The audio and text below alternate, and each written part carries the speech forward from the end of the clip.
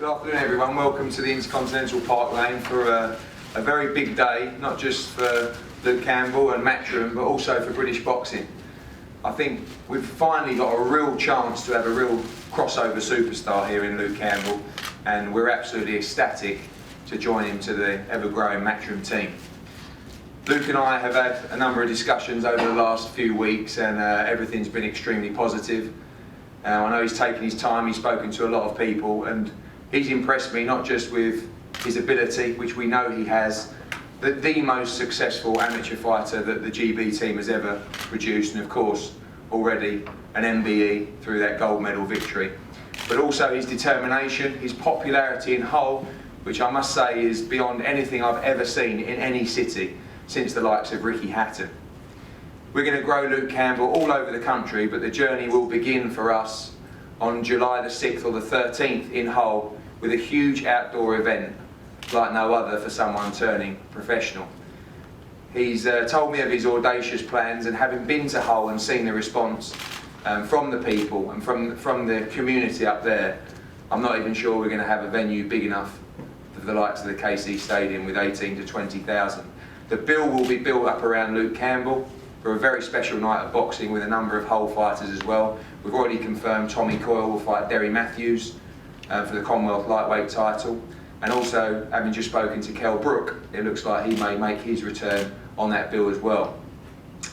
I'm going to pass over to Luke Campbell. I know he's got a few words, and obviously we'll break for questions and one-on-ones, but to say a few words, our new signing, gold medalist, MBE, Luke Campbell. Thank you for that, Eddie. You know, I'm overwhelmed to be a part of Matchroom. You know, very excited about our journey together and where we can go. You know, I've been an amateur boxer now, boxing for Great Britain now for the last 13 years. Won medals at every national major elite tournament. So now it's, you know, I've had a bit of time out after the Olympics. You know, obviously everybody knows I did dance on ice. You know, giving me time to rest my body, rest my mind, and you know, the passion and the hunger now that burns inside me for this new journey. You know, the professional route. You know, I know it's going to be tough, but you know, I've got the best team around me, and you know, I'm confident we can go all the way together. Thanks, guys. Before we break to one-on-ones, any questions from the floor? So what weight do you think you're going to sort of settle at? What weight, sorry? Yes, I mean, you're starting at bantam or what? No, you know, I let my body rest. I've naturally put on a bit of weight and muscle. Feel very good and strong at it. I'm probably weighing. I'm still talking in kilos here, by the way, not pounds or stone. So I'm probably weighing around about 63.5 kilo. You know, so I'll probably get into the ring and just see what I'm good at, see what I'm comfortable at. But I would probably say super feather or lightweight. Have you done much training since the Olympics? You know what? I've never stopped training. You know, it's, I had maybe 5 weeks off after the games, and then I was back in the gym just ticking over. You know, not trying to do anything, but just ticking over. Because obviously it's a sport that I thrive to be the best at, and you know, champions never rest.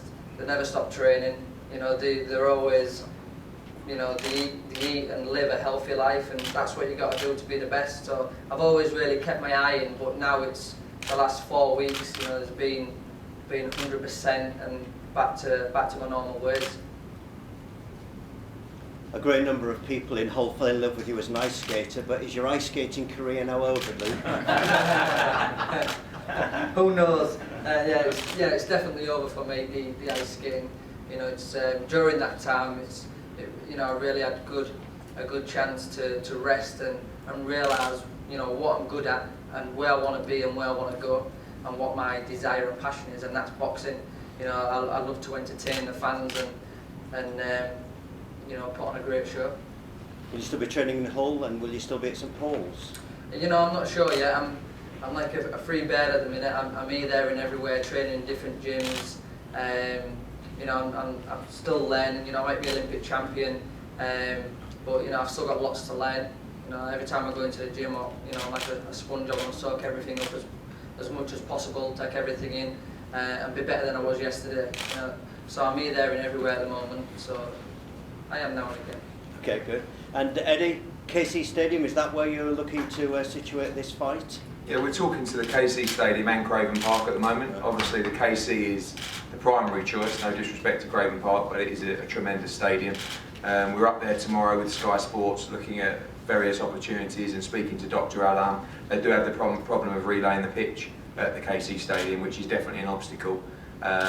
So it's up to Dr. Alam and you know, whoever in charge there to see if they want the show. But we see a huge response already from Hull and a big outdoor event with the likes of Tommy Cole, Derry Matthews, Kel Brooks, Samir Mamouna against Lee Selby, and of course Luke headlining the show. So we want the biggest capacity as possible, and obviously that's KC Stadium. But you know, we'd have no problem going to Craven Park, which would hold probably between 10 and 12,000. Not Brisbane Road then? Sorry? Not Brisbane Road then? No. I think you know, whether it'll be at the KI ground or whether it'll be at KC Stadium, I think the fans there are just going to bring an electric atmosphere, and it's going to be, you know, it's going to be a night to remember. And again, you know, it's a chance. This has never been done before for a professional debut, so it's a chance where the city and the boxing fans can actually make history and worldwide news on doing a massive outdoor event, you know, for someone's pro debut. So I'm excited. You know, I'm training hard, and you know, I'll put the best show on possible in the ring. Good stuff. I've never seen a response, you know, obviously from the city. I mean, when he went back with his gold medal, they had around 20,000 there to cheer him on, and the Christmas lights when it was pouring down with rain, 10,000 or so, and being there tomorrow at the City Hall for people to see the start of the journey as well.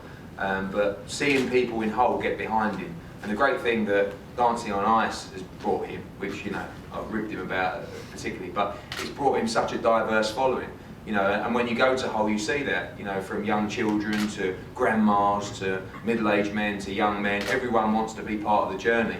And that encourages me so much, not just for Luke Campbell, but also for the sport of boxing, because I don't believe we've had a fighter like this who's had that diverse appeal, so that makes it particularly exciting for us. I'll have to get some of the vests and clothes back I borrowed you from Dancing on Ice. So Yeah, look great in there. that's what has been pestering me about. How much do you think the Olympic experience added to you as a fighter and a person? I think I learned a lot from the Olympics experience. It was, you know, it was the first time of going out there. You had so much pressure on your shoulders, and you was boxing in front of 10,000 people. You know, that all was there for you, cheering for you. You know, I seen a couple of boxers and the way they reacted to it. You know, and it could easily be over 10 where you could let the pressure and you could let the audience and the fans get to you. But I went in there with a man frame. You know, what will be will be. I've trained as hard as I can. I'm the best shape I'm in. So, you know, whatever happens will happen. As long as I go out there and give it 100%, I'm happy with that. But I use the fans for my benefit. You know, every time they cheered, you know, that raised my game a little bit. Every time I threw a punch and they cheered, you know, I was non-stop throwing punches because I just wanted them to keep, you know, to keep cheering for me. So, you know, to handle that type of pressure, especially being in your own city, well, yeah, in your own country, you know, it was tough.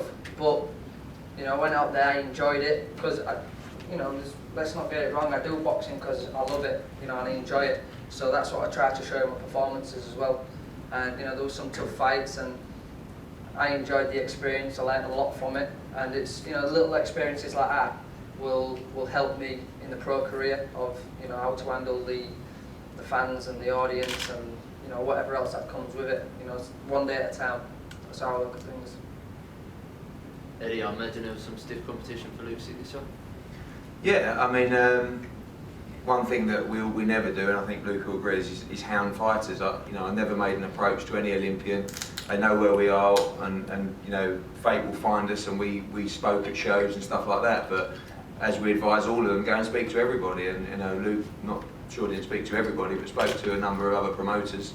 And I think the key for us is building Luke Campbell in this country, obviously, and in Hull, and obviously our platform with Sky Sports will enable us to build him as a fighter and as a personality. And I think, again, you know, the reason that we push so hard at the end to sign Luke Campbell is because if we're going to grow this sport, we need people like Luke Campbell who can reach out to other markets and can diversify into other audiences. And there's just not that many fighters at the moment that can do that. And Luke Campbell is one of them because of the base he's got from his gold medal and because of the other stuff he's done in between. Leisha, his agent's done a great job, and we're working closely with her to make sure that he stays in those other genres and you know, appeals to those other markets, because I think at this show you'll see the audience there, how diverse it will be. It won't be your 18 to 35-year-old males just having a great time and singing and having a beer. It will be families, it will be older ladies, it will be, you know, groups of friends coming together who had no interest in boxing. We've already seen on his Twitter, I have no interest in boxing, but I will be there. You know, and for us as a promoter and someone who wants to build the game, once we get them there, we give them a great night and a great card, and then maybe they will become boxing fans in the end. Luke, was Matchroom the only real option for you? Yeah, I mean, obviously I had you know, there was a lot of options out there, but you know, I felt for me Matchroom was the best.